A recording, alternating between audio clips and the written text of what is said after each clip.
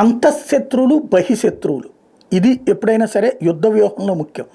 మన మధ్యనే ఉండి మనల్ని నాశనం చేసేవాడు, బయట నుండి మనల్ని నాశనం చేసేవాడు.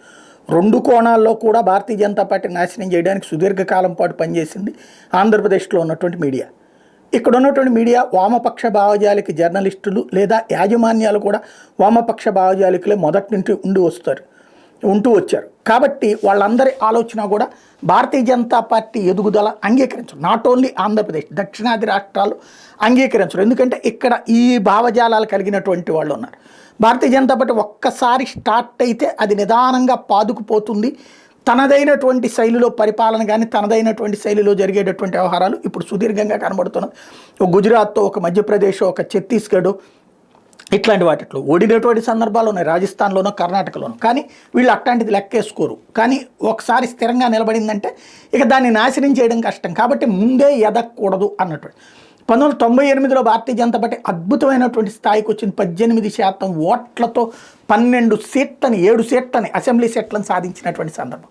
కానీ ఈ పత్రికలు అలాగే తెలుగుదేశం పార్టీకి అనుకూలంగా భారతీయ జనతా పార్టీలో ఉండేటటువంటి నాయకులు కలిసి భారతీయ జనతా పార్టీని ఆనాడు 99లో పొత్తు దగ్గరికి తీసుకెళ్ళారు. జాతీయ అవసరాలు రీత్యా తప్పలేదు. ఆ రోజున అటల్ బిహారీ వాజ్పేయి ఒక్క ఓటుతో ఓడిపోయినటువంటి సందర్భాన్ని దృష్టిలో పెట్టుకుని తప్పనిసరిగా పొత్తులు ఎన్నికలకి ముందుంటేనే బెటరు అన్నటువంటి జాతీయ నాయకత్వపు ఆలోచనలు కూడా ఆ రోజున పరిస్థితిని మార్చినాయి. ఫలితంగా ఆనాడు సీట్లు 12కు పెరిగింది. అట్ ద సేమ్ టైం ఓట్లు 18 నుంచి ఎప్పుడైతే పొత్తుతో అయిపోతుందో మళ్ళీ 6-7% పడిపోతుంది. ఆ రోజున పోనీ అప్పుడైనా పార్టీని ఆ తర్వాత సంస్థాగత నిర్మాణం చేసుకుని డెవలప్ చేసుకున్నారా? తెలంగాణలో 2014లో తెలుగుదేశంతో పొత్తు పెట్టుకున్న తర్వాత తమ బలమేంటో పెరిగింది అన్నది అర్థమయ్యాక వాళ్ళు ఇక ఆ తర్వాత నుంచి మేము ఇండివిజువల్గానే ఎదుగుతామని తేల్చి చెప్పేశారు. కంటిన్యూ అయిపోయారు. దాని పర్యవసానం ఇవాళ రోజున అక్కడ భారతీయ జనతా పార్టీ దూకుడుగా ముందుకు వెళ్ళగలుగుతుంది. కానీ ఆంధ్రాలో అట్లాంటిది చేయకుండా తాము తెలుగుదేశం పార్టీ కార్యకర్తలుగానే వ్యవహరించినటువంటి అనేక మంది నాయకుల పుణ్యం అని చెప్పేసి భారతీయ జనతా పార్టీ సర్వనాశనం అయిపోయింది. 2004కు వచ్చేటప్పటికి పార్టీని ఉనికెత్తుక్కోవాల్సిన పరిస్థితి 2 సీట్లకు వెళ్ళింది. 2009కి వచ్చేటప్పటికి మరీ దారుణమైనటువంటి పరిస్థితులు ఫేస్ చేసింది. 2014 సందర్భంలో మళ్ళీ భారతీయ జనతా పార్టీ హవా పుంజుకుంటున్నటువంటి సందర్భంలో తీసుకెళ్ళి మళ్ళీ తెలుగుదేశం పొత్తుతో దెబ్బతిన్నటువంటి పరిస్థితి. 2 తెలుగు రాష్ట్రాలు 2019 దానికే అనుభవించినటువంటి పరిస్థితి. తెలంగాణలో 1, ఆంధ్రాలో 0 అన్నటువంటి మళ్ళీ తెలంగాణలో పుంజుకుంది. ఆంధ్రాలో మళ్ళీ పొత్తు పెట్టుకుంటే కానీ గెలవలేని పరిస్థితులకు వచ్చింది. ఏంటి అంటే స్వయం కృతం ఇందులో. ఇప్పుడు మళ్ళీ తెలంగాణలో ఎదుగుతున్నటువంటి భారతీయ జనతా పార్టీ నాశనం చేసే కుట్రలు ప్రారంభమైన అందులో భాగంగా అక్కడ తెలుగుదేశం జనసేనలతో కలవాలన్నటువంటి ఇప్పుడు కరవమంటే కప్ప కోపం, విడవమంటే కోపం, పాముకు కోపం అన్నటువంటి చందంగా ఉంటుంది. ఇప్పుడు భారతీయ జనతా పార్టీ అక్కడి నుంచి కనుక మేము అట్లాంటి పొత్తులేం పెట్టుకోము, మాకు ఇక్కడ సింగల్గానే వెళ్తామంటే కనుక ఇక్కడ వీళ్ళిద్దరిని రెచ్చగొడతారు. అప్పుడు పవన్ కళ్యాణ్ని రెచ్చగొడతారు. ముందు పవన్ కళ్యాణ్ ముందు పెట్టి గొడవ చేస్తారు. తద్వారా కథ నడిపించే ప్రయత్నం చేస్తున్నారు. రాధాకృష్ణ రాసినటువంటి ఎడిటోరియల్ కాలం వెనకాల ఉన్నటువంటి లక్ష్యం అదే. ఎట్టి పరిస్థితుల్లో పొత్తు పెట్టించాలి, ఈ పొత్తు అనేటటువంటిది అనివార్యం అవ్వాలి, ఆ పొత్తు ఇంపాక్ట్ అన్నటువంటిది కథ నడిపించాలి అన్నటువంటి కాన్సెప్టే నడుస్తోంది.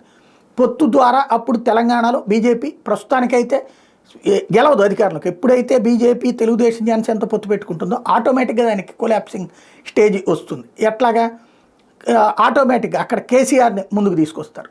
ఇక్కడ కేసీఆర్తోనూ ఆర్కేకి మంచి సంబంధాలు ఉన్నాయి, అట్లాగే ఇటు రేవంత్ రెడ్డితో మంచి సంబంధాలు. కాబట్టి ఇక్కడ బీజేపీ అక్కడ ఈ పొత్తు అన్నటువంటిది ఇక్కడేమో తెలుగుదేశానికి ఫేవర్ చేసినట్టు ఉంటుంది, జనసేన వాళ్ళకి ఫేవర్ చేసినట్టు ఉంటుంది. సేమ్ టైం అక్కడ అంటే తన వ్యక్తిగత స్వార్థం కోసం బీజేపీని దెబ్బతీసేటటువంటి ఎత్తుగడ ప్రారంభించారు. మరి బీజేపీ రాష్ట్ర నాయకత్వం పొత్తు లేకుండా ముందుకు వెళ్ళడం ద్వారా ఇప్పుడు మొన్న 8 పార్లమెంట్ స్థానాలు గెలిచారంటే ఎవరితో పొత్తుండి గెలిచారు అక్కడ?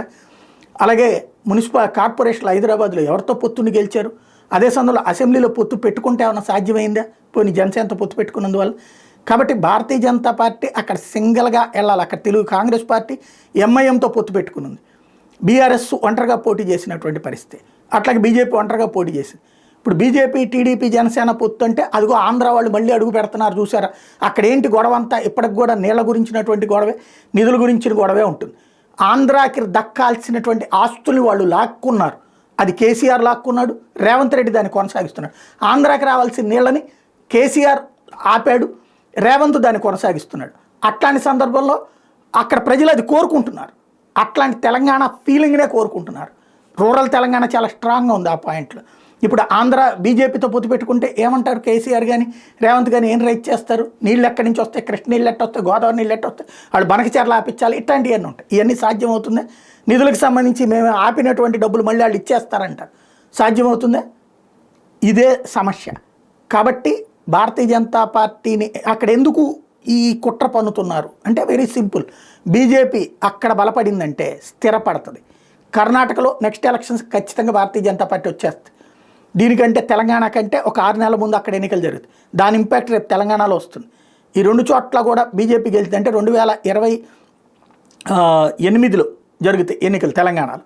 అక్కడ బీజేపీ గెలవడానికి అవకాశం ఉంది. 2028 ఎండింగ్కి జరిగేటటువంటి ఎన్నికలు తెలంగాణ, అక్కడ గెలవడానికి అవకాశం ఉంది. ఆ 2 చోట్ల బలపడిందంటే ఆంధ్రలో బీజేపీ ఎక్కువ డిమాండ్ చేసే అవకాశం ఉంటుంది. లేదనుకుంటే ఏ జనసేనతో కలిసి వెళ్ళిపోతుందేమో. ఇక్కడ ఆ 2 చోట్ల కంట్రోల్ అయిందంటే అప్పుడు సచ్చినట్టు మాట వింటారు. బీజేపీ తెలుగుదేశం చెప్పిన మాట వినాలి తప్పించి, లేదంటే కనుక ఈ తెలుగుదేశం అనుకూల మీడియా చెప్పినట్టు పడుండాలి తప్పించి, లేదు అంటే కనుక బీజేపీ ఎదగకూడదు అనేటటువంటి ఒక వ్యూహాత్మకమైనటువంటి ఎత్తుగడ నడుస్తోంది. మరి బీజేపీ రాష్ట్ర తెలంగాణ నాయకత్వం గతంలో అయితే స్థిరంగా నిలబడి సాధించుకోగలిగింది, ఇప్పుడు ఏం చేస్తుందో చూడాలి.